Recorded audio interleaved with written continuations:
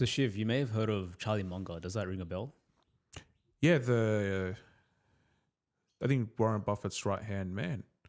That's correct. They were Yeah. very close. Sadly, passed away at 99 a few months ago. Seemed like a very calm dude. Yeah, From what calm I dude, but made a lot of big decisions that led to them with their fortunes of billions of dollars accumulated over time. And you're right in the sense that they both were working together. They both were really close friends, and they both had. Well, Warren Buffett would read a lot. That's what he said was his secret. He reads like 5 books a week, and Charlie Munger said his secret is like mental models. And today we're just going to go over like the 5 key mental models of Charlie Munger. And what Charlie Munger said as well is that if you remember 80 to 90 mental models, that'll solve basically 90% of your problems. In terms of like what is a mental model? I think that's like the biggest question, right? Because I think the concept of a mental model gets thrown around a lot, and I think it's a bit of a complicated concept to sort of grasp if you're new to the topic, like myself. I mean, I never heard of mental models until you mentioned it last week, and I was like, interesting. And then, as I did a bit more research and looked into it, it was like, okay, well, this actually makes sense. So, I mean, and that's just from a perspective of someone that's never understood mental models. But explain it to someone that actually doesn't know it at all. How would you explain it? Yeah, I agree. I think the way to really see it is that it's to make you critically think, and mental models are basically just representations of how something works, but in a very simplified model, like in a simplified perspective. And they come from different disciplines. So there's concepts like in maths that we may not realize is in maths, but we use across different planes of different fields. Like the idea of compound interest. That idea of it being in, financial, where it's like you can save money over time. If you do it consistently, it will start to compound through interest, and then it ends up becoming a lot larger over like 20, 30 years. But you don't see that in day one. If you put your money, you deposit your money in your bank account, you're not going to see it grow in just day one. It's a compounding effect over time. But that compounding effect then is also applicable across other aspects of your life. For example, which you may have probably read or you may have heard of, like the Atomic Habits. Mm-hmm. He talks about the importance of having a routine where you are consistently doing your habits each day in, day out. You're not going to see progress in day one, but after like several weeks ahead, even after a year, you'll become a completely different person. Maybe not physically, but in terms of your qualities and the way and your other attributes of you, you've changed your lifestyle and things like that, for the better or for the good, depends on your habits. And the analogy he gave was like the idea of ice melting. So when you put an ice outside, like in the sun, where it's exposed to the sun, it takes a couple of minutes, and then until you see like a sudden, complete different outcome, where it went from solid to liquid. But it took several minutes for that process to then occur. Whereas most of us just look at the ice melting and we think that happened at an instance of time. But we forget that it took minutes of accumulation of heat being introduced to the particles, which creates more energy, and they bounce around and everything. So then they form from solid to liquid. So that's like the scientific breakdown of it. But what I'm trying to say is like it took a lot of minutes of building up of the temperature to increase in the ice in such a way that it would just basically end up melting. But yeah, that's like an analogy he gave, the idea of accumulation, of consistency, and it building up over a period of time creates that type of, I'd say, a breakout effect. So that's like an analogy he gives. And I've never that ice analogy is so interesting because I never heard of it, and it's such a simple, yet it tells you so much. Like there's such simple things in life, but it tells you a much bigger picture than it actually is. Like people will, if you think of a melting ice, you won't think of it as much. But when you actually think of it from that perspective, that it actually took, a few minutes of continuous heat for it to actually hit that point of that melting point, and where the whole thing just dissolves. It says a lot. Like the end result, we're so focused on the end result every time that we actually forget the little things along the way that actually got you to that end result, which is interesting. Now, thanks for sharing that though. That's yeah. No, yeah, 100%. And I like how you put that, because like in social media, we always see like the ice melting, but we never see like the process before that, which happened over time. Yeah. So that's Or very sometimes you important. don't even see the ice melting. Yeah, probably not. You see other things. That's true. So, and I think the reason why like mental model is very important is because everything in this world, right, is like finite. Like it's not. There's always patterns as well that are involved, but it's like subconscious patterns you may not even realize. Like problems, you like, for example, if I tell you what 10 plus 10 is, you just be like, oh, 20. But then if you break down why that happens, it's just like there's a whole lot of other types of arithmetic that's happening behind the scenes. But because you've computationally learned it, you just instantly are able to give the answer for that. So it's like there's like certain patterns we use, and you can understand and recognize these, and you can see through like the complexity of it and make better decisions. So I think like mental models are just like a, a discrete chunk of just understanding, and the key is to have multiple mental models. So then when you have multiple of these things, then you're able to basically solve a lot more problems, and you're able to expand your way of thinking in your perspective, and you're able to critically solve a lot of other different types of problems that you may encounter. So mental models, is it just for problems, or is it? I mean, I would think it is, right? Because the main thing people always look for is a solution. If we think of everything that people actually do at a very, very holistic level, like everyone is actually trying to solve a problem. Don't have money, you work. You not educated, you're at school. Not where you are with your gym or your health priorities, you're at the gym, you're eating healthier, you're running, swimming, whatever. You're not learning enough, you're putting yourself to learn. So I think like, it would have been a silly question for me, but yeah, I think everyone at fundamentally is just trying to solve a problem. It's just trying to solve something. Like I think that's what life is 80 or 90% of the time. You're actually doing a lot more problem solving than you think. It's quite interesting when you actually think about it that way. Yeah, and some of it's like subconscious or even conscious problems. Yeah, Like exactly. you don't even think about some of the problems that are happening in your body. Yeah. And I think like with mental models, it's just it's to increase your creativity.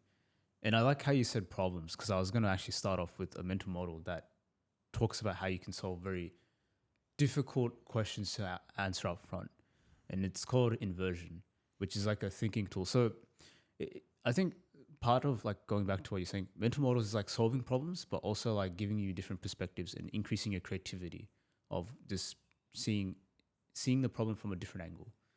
And you can then break it down and then approach it a lot more. You can approach it with a lot more creativity, I guess. That's the best way to really... And confidence. And confidence, yeah. I think that's a big one. I think people don't approach problems with confidence,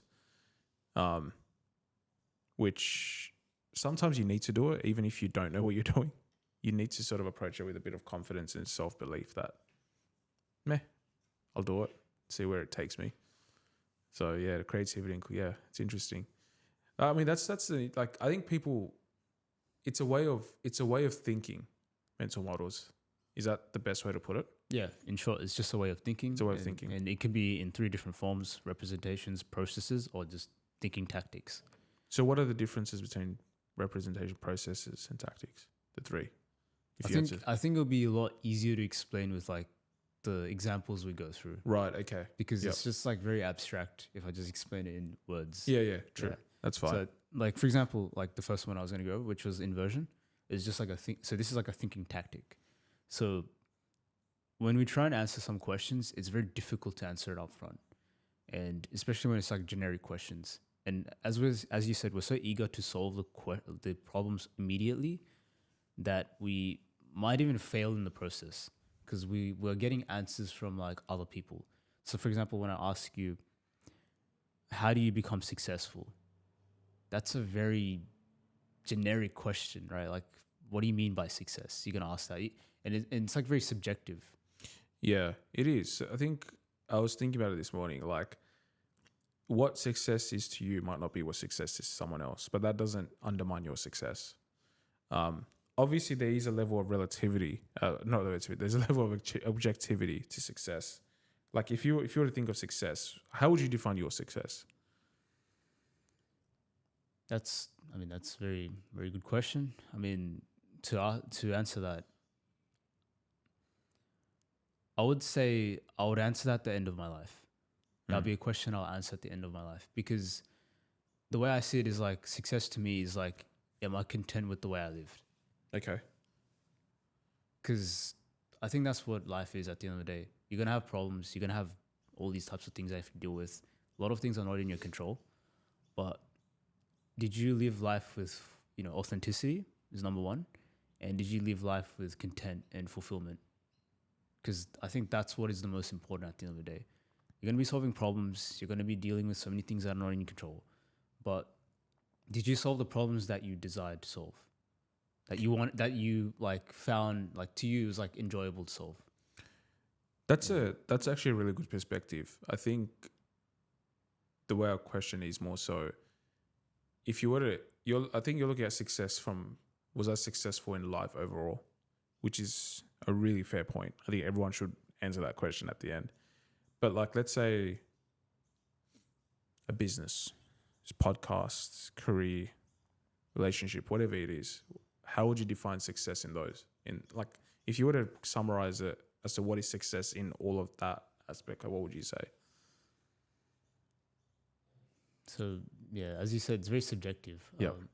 So for me, Yeah. it's more like, have I walked out of this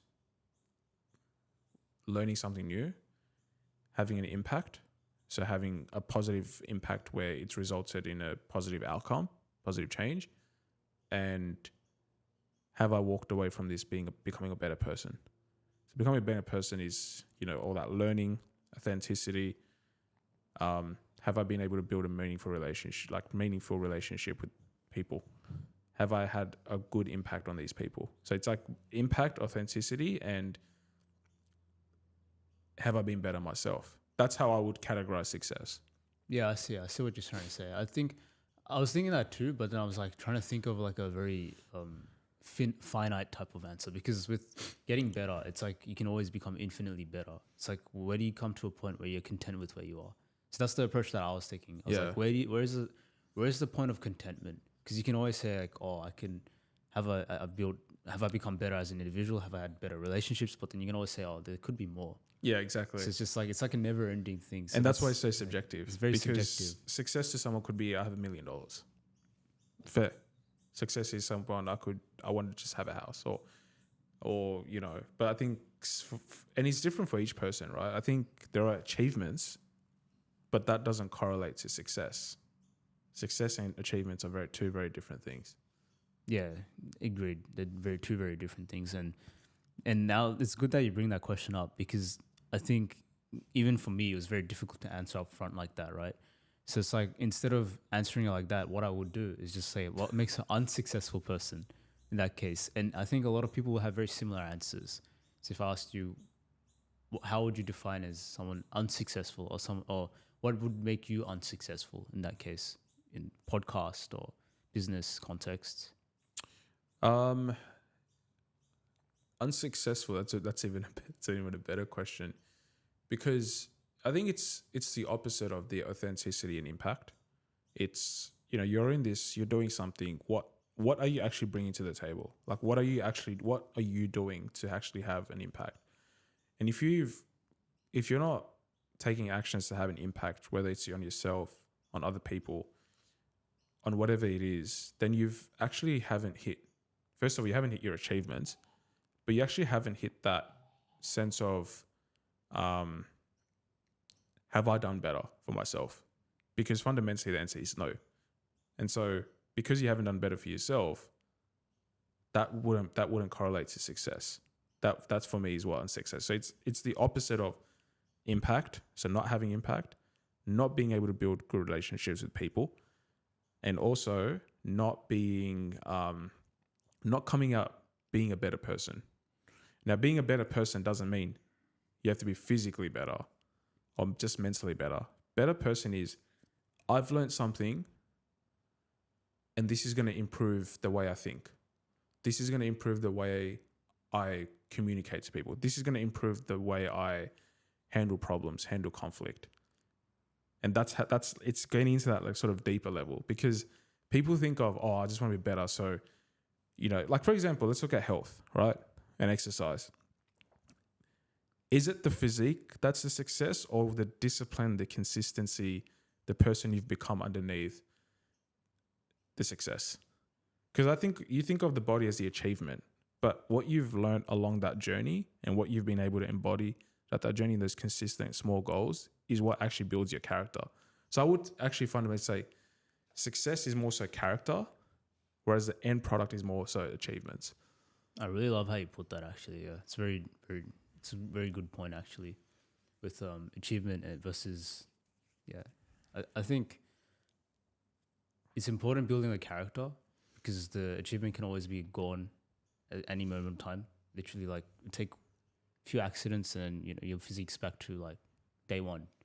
But because of the mental construct you've built, like the character you've built, you can easily get there again.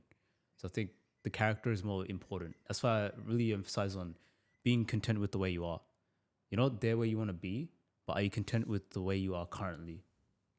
And if not, then you have to find ways of how you can build up to that. Because then the results can always come and go, but it's the character you build and you become. I think that's very important. So I think, yeah, it's really well put. So inversion, I know we sort of subtract, but inversion is sort of flipping the problem and looking at it from a different lens. So like part of it is looking at the problem is this, the end result that I want to achieve is this, but what is an unsuccessful or not the end result that I want?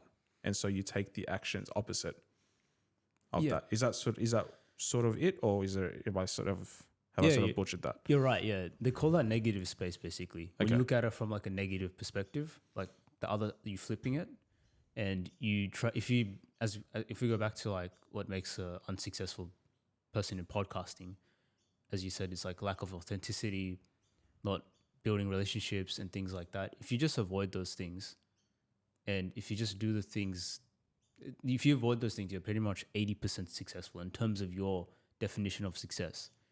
And then 20% just comes from like what are extra other things that makes someone successful, like based on your individual response. So in a way, Tony Robbins even said that if you use both of these methods of inverting the problem to find what you got to avoid, the habits and the routines and the behaviors, and if you use the other side of it, which is like things that you should be doing consistently over time, then that will end up basically being able to eliminate most risks and downside and being able to maximize results. Yeah, I think with inverting the problem, the biggest thing, and I'm pretty sure can encounter this in our professional careers, but it's more so the small actions that you need to take to solve that problem. I think people really forget about that. I'm guilty of it as well. You look at a big problem, but you actually don't understand that you can actually break that problem down.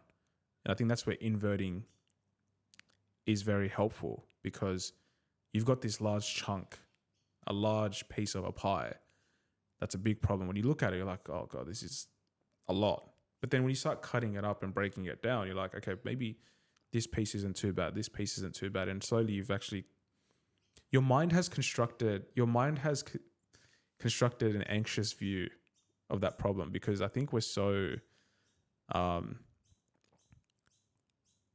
we tend to approach things with a bit of fear and not too much confidence. And it's sort of a good thing, because it kind of tells you about your character and it allows you to work on that. But it also, I think impatience is a big thing as well. Not being patient enough to actually understand the problem and trying to solve, and just trying to nosedive right into it. Which is a bit interesting because I don't know who said this, but I think it was Jeff Bezos that says this of Amazon. He says, if you want to learn something, do it quick, do it fast, and fail fast, which is a little contradictory of the inversion, right? So sometimes like different mental models won't apply to certain things, which is interesting. So I think sometimes you got to be a bit careful on what you can invert and what you can't invert, right? Yeah, I really like how you straight away segued into that, because I was going to talk about Oh, how right. different mental models may not be applicable or may Okay. not be effective, right? As you said, like inversion may not be effective in some situations. So there's another mental model basically called the map is not the territory. And if I was to ask you, what would you think that means? Like, what do you think it means? Map is not territory. So I think of it as, I might completely butcher this, but my perspective on it is, I think your mind is your map. Your brain is your map, is the map. Your map is not your territory. You're not bound by your map. So when I think of territory, I think of something that's very like enclosed territory, or like when you think of territory, you think of enclosed. You can't get out. It's very restrictive. And I think being restrictive in your thought process and how you think and how you approach things can actually hinder you. And so your map is then just built on your map is built on that enclosure. That's how I see it. I could have completely butchered this. No, it's a very interesting perspective for sure. I think like it's a very unique perspective, and you know, I mean, I wouldn't say You can say I'm wrong. It's fine. I wouldn't say like you're completely wrong in some parts of it. Like it's somewhat right, but the way it is basically like the map is just an approximation of like reality. Because when you look at a map from 10 years ago, you can't use it because everything the territory has changed. As in, territory is reality. The map is just an approximation of reality. So, like, I can give you a personal story of literally using Google Maps. So, there was basically there's like a party or something. My mates were all half drunk, and then I was the only sober guy, so I was driving, and we were supposed to go to the beach, and we go like down, and there's like this. Probably shouldn't have asked for directions from someone who's half drunk, and she's giving me directions to get to the beach because I've never been in this area, and then we're going, and she's like saying, "Oh, just keep going down this like is very like steep, this like hill or whatever you'd call it." And I was in a Yaris, right? It's like all packed at the back. So if I go down, it's gone. That's how I felt because I couldn't see anything beyond me, and it just seemed very weird and strange. Like my instinct of fear started kicking in, and I was like, something doesn't feel right. Why can't I see anything? Why can't I even see the beach? All right, so I'm like, doesn't feel right. And she's saying, "Oh no, just keep going, keep going." And I'm like, "Nah, I don't think this is right because I can't see anything be ahead of me. And if we get stuck, like it's impossible to reverse in Yaris."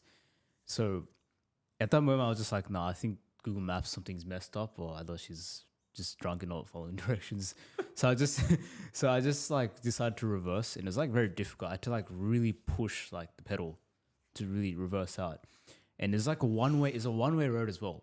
So like, Oh god, it's very dangerous. So I just reversed out. Luckily, there's no cars or anything behind me. And then we went a complete different alternate route, which I don't think that was even the beach. The way we were going, we're gonna probably fall off a cliff or something. I don't know. So in that circumstance, if I followed the map, could have like flipped the car or something, and just could have had a very bad outcome. So at that moment, I had to sort of rely on my instinct in that situation and think like, no, something doesn't feel right. So I have to go with something else, go with a complete different alternate route or things like that. So it shows you how like the map literally may not be reality. It doesn't tell you, for instance, where the cliffs are or anything like that. It doesn't, like when you look at a geographical map, it shows you those like cliffs and things like that. I don't know if Google Maps updated it now, but there's moments where they don't show you like roadblocks or accidents that have happened in real life, real time. So that's just an example of how the map isn't exactly reality. It's an approximation. So when you use it, you got to be very careful of when you use it and if it's actually very effective in that circumstance. Because when you're in the terrain, that is the reality that you're living in, and you have to sort of adapt in that situation instead of being very robotic and just following directions. You know what really resonated with me there? Wait, that thing. You didn't have a vision of what looked ahead. What was ahead of you? So what I mean by that is, if we were part of mental models, a mental model is actually supposed to provide you, and I'm not looking at these holistic just mental models, but a key aspect of applying a way of thinking is that it provides a vision to what your ahead looks like, right? Because what you're trying to solve for is the unknown. So how do you get to that unknown? It's through directions, through actions, through a path. And so if you don't know that path, you probably shouldn't take that path. Or if you can't see that path ahead of you as to where it's going to take you, you probably shouldn't take that path. That's a very good perspective, actually, because when I think about it, I'm like, I wasn't able to see the outcome that I desired. So that means the model that I'm using isn't correct, or like the directions that I'm using isn't right. So I have to go I have to try a different alternate model or like map in this case, or route, to get to my desired outcome. So yeah, I really love how you put that. I couldn't have said it any better, to be honest. Yeah. So does that sum up your map is not your territory though, in a way? Pretty much, yeah. Because George Box even said in 1976, he said, he's like a British statistician, he said that all models are wrong, but some are useful. So just keep that in mind whenever someone gives you a formula or like the secret magic or whatever, pill, whatever. Take it with a grain of salt. It might not be in the right context that it's used. And so always just think of maps as reductions of reality, and that it's important to understand the limitations of them. And when you understand the limitations of them, then you'll be able to understand that, okay, I shouldn't use it in this case because it's not relevant. I'll use it in another situation. So I can use an alternate model, or I can use a bunch of models to then solve the problem or get to my desired outcome. Well said.